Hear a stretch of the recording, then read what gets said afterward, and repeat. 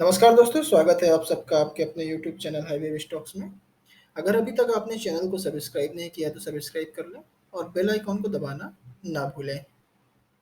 तो चलिए शुरू करते हैं इन्फोसिस का complete analysis. Infosys IT sector और निफ्टी का एक हैवीवेट स्टॉक्स है। ऑल टाइम हाई रिटर्न्स की बात करें तो शेयर ने लगभग 1.5 लाख गुना अपने निवेशकों को रिटर्न दे चुका है। इसके बाद कुछ इस एरिया पे देखें तो आप देख सकते हैं कि यहाँ पे आपको रिटर्न कुछ कम दिखेंगे जो कि रिसेंट गैप डाउन की वजह से दिख रहा है। मार्केट कैपिटलाइजेशन की बात करें तो इन्फोसिस का मार्केट कैपिटलाइजेशन 5.2 ट्रिलियंस आईएनआर है। साथ ही जो शेयर है वो अपने अब तक के कई सालों के लोवेस्ट पी रेशियो पे ट्रेड कर रहा है 21.95, जो कि अदर आईटी सेक्टर के स्टॉक्स हैं उनका 25 और 30 के आसपास चल रहा है। तो एक अच्छे पी रेशियो पे भी ये स्टॉक ट्रेड कर रहा है।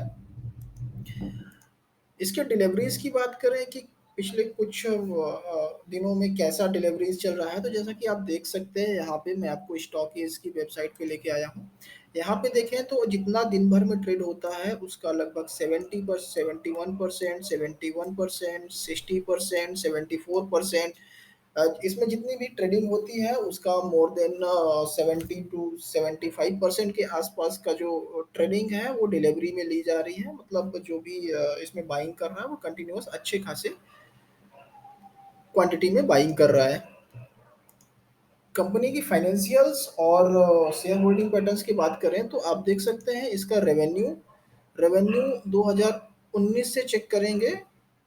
2019 में देखेंगे तो लगभग 82,000 करोड़ के आसपास का इसका बिजनेस था, जो कि ऑलमोस्ट डबल हो चुका है इसका रेवेन्यू।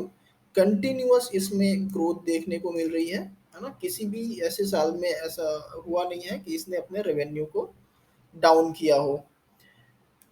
नेट प्रॉफिटेबिलिटीज की बात करते हैं तो नेट प्रॉफिट भी ऑलमोस्ट डबल होने के आसपास पहुंच गया है। 15,000 करोड़ के आसपास का इनका प्रॉफिट चल रहा था जो कि अब 24,000 करोड़ के आसपास पहुंच गया है। तो यहाँ भी काफ़ी ज़्यादा आप देख सकते हैं कि ग्रोथ है। इसके बाद अगर आप कंपनी में डेप्ट की बात करें तो क्या कितना डेप्ट है, तो कंपनी बिल्कुल डेप्ट फ्री है। कभी भी इसका कोई भी लोन नहीं रहा है, ना ही किसी किसी प्रमोटर ने अपने शेयर्स को प्लेस करके रखा हुआ है। शेयर होल्डिंग्स की बात करें तो यहाँ पे मिक्स होल्डिंग्स हैं। प्रमोटर्स की होल्डिंग है लगभग 15.14%, जो कि उन्होंने कंटिन्यूअस ईयर ऑन ईयर और क्वार्टर ऑन क्वार्टर इम्प्रूव की है। हालांकि बीच में अगर आप देखेंगे तो सितंबर में वहाँ पे थोड़ी सी होल्डिंग ज़्यादा थी, बाद में उसको वापस से कम कर दी गई है। लास्ट ईयर की स्टार्टिंग के समय प्रमोटर्स के पास इसकी 13.11% की होल्डिंग थी, जो कि बढ़ के 15% के आसपास पहुंच गई है। एफ आई आईज की बात करें तो एफ आई आईज में भी अच्छी बाइंग यहाँ पे कर रखी है। ओनली दिसंबर में इन्होंने अच्छी 36 पॉइंट, जो कि इन्होंने लगभग 1% का अपना जो होल्डिंग्स था उसको कम किया है। डी आई आईज की बात करें तो डी आई आईज आप देखेंगे तो लगभग उन्होंने पिछले जो साल था मार्च 2022 वहाँ से अपनी होल्डिंग को लगभग डबल कर लिया है। इतनी ज़्यादा यहाँ पे बाइंग की जा रही है। और बाइंग में देखें तो पिछले 3 क्वार्टर जो है उसमें सबसे ज़्यादा बाइंग इन्होंने की हुई है। पब्लिक होल्डिंग की बात करें जो कि हमारे लिए हमेशा कंसर्न रहता है कि पब्लिक का परसेंटेज पार्टिसिपेशन कैसा है, तो यहाँ पे देखेंगे कि स्टार्टिंग जो पहले 2 क्वार्टर्स थे वहाँ पे यहाँ पब्लिक होल्डिंग काफ़ी ज़्यादा थी। बाद में पब्लिक्स यहाँ से बाहर हो गई है और उन्होंने अपनी होल्डिंग्स आधे से भी कम कर ली है। तो जितना पब्लिक बेच रही थी उसको D I eyes, F I eyes और प्रमोटर कंटिन्यूअस खरीदे हैं। इन तीनों को काफ़ी ज़्यादा भरोसा है इस स्टॉक्स में।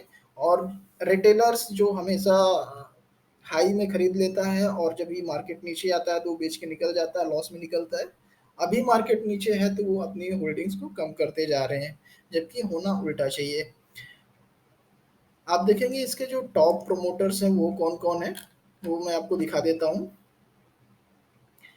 टॉप प्रोमोटर्स की बात करें तो एफ आई आईज की देखें तो गवर्नमेंट ऑफ सिंगापुर है ना।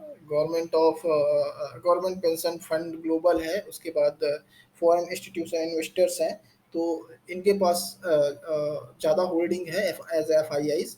डी आई आईज की बात करें तो life insurance corporation of India, S B I, I C I C I, national pension trust, H D F C, लगभग सभी बड़े नाम यहाँ पे as A D I Is available है। अगर मैं आपको क्वार्टर ऑन क्वार्टर चेंजेस की बात करें, देखिए आप एल आई सी ने भी अपना जो 7.7% था उसको बढ़ा के 8.19% कर दिया। तो ये सभी म्यूचुअल फंड, ये जो सभी म्यूचुअल फंड्स और हाई नेटवर्क इन्वेस्टर हैं वो कंटिन्यूस यहाँ पे बाई कर रहे हैं। म्यूचुअल फंड स्कीम्स की बात करें तो इसमें एक्सिस ने अपनी अच्छी खासी होल्डिंग बना के रखी हुई है। तो ये कुछ था इसका शेयर होल्डिंग का पैटर्न। अब देख सकते हैं यहाँ पे ये स्टॉक ट्रेड कैसे कर रहा है, यहाँ पे कहाँ पे हम अपनी एंट्री बना सकते हैं और कहाँ तक इसको होल्ड किया जा सकता है। तो जैसा कि आप यहाँ पे देख सकते हैं कि स्टॉक जो है वो क्यों गिरा है, यहाँ पे क्यों, कौन से ऐसे पैटर्न्स थे जहाँ पे आपको प्रॉब्लम आ रही थी जिसकी वजह से मार्केट नीचे आया है। तो आप यहाँ पे देखें एक क्लियर एम पैटर्न आपको दिख रहा होगा। मार्केट यहाँ से ऊपर जाता है, उसके बाद नीचे आता है, सपोर्ट लिया, रिजेक्शन लिया और यहाँ पे ब्रेकडाउन।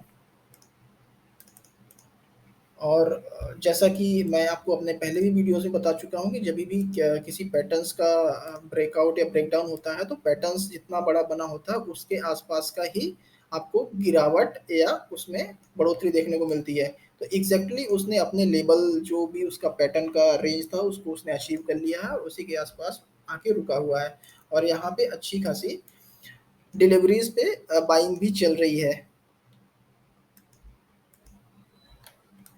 चल क्या रहा है अभी इस स्टॉक्स में ये भी मैं आपको बता देता हूँ। आप देखेंगे तो ये एक पर्टिकुलर एरिया है जहाँ पे कंटिन्यूअस बाइंग चल रही है, डिलीवरीज यहाँ पे ली जा रही हैं। तो आप भी यहाँ पे बिल्कुल इसमें एंटर कर सकते हैं और ये लॉन्ग टर्म में रखने लायक शेयर है।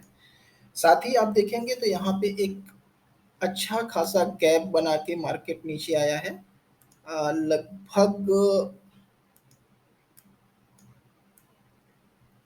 8 8.5% का है, जो 108 रुपए के आसपास का रेंज बता रहा है। ठीक है, तो गैप गैप थ्योरी के हिसाब से जो भी गैप बना है वो डेफिनेटली भरा जाएगा, उसका लेवल आ जाएगा या फिर कल आएगा। ठीक है, कल मीन्स नॉट कल, है ना, इन फ्यूचर डेफिनेटली वो गैप फील होता है। तो अगर आपको इसमें एंट्री लेनी है तो आपको मैं इमीडिएट एंट्री लेने का सजेशन दूंगा। जैसा कि आप देख सकते हैं कि इसने 2 जून के लिए अपना डिविडेंड भी अनाउंस कर रखा है, तो 17 रुपए का डिविडेंड भी आपको मिलने वाला है। तो यहाँ आपको जो जिस भी प्राइस पे आप एंट्री करोगे उसमें 17 रुपए तो आपको वैसे भी रिटर्न मिल जाएंगे, तो आपका रिस्क 17 रुपए और कम हो जाएगा। तो आप यहाँ पे एंट्री बिल्कुल बनाएं और डेफिनेटली ये स्टॉक ऊपर जाएगा और काफ़ी अच्छे रिटर्न देगा।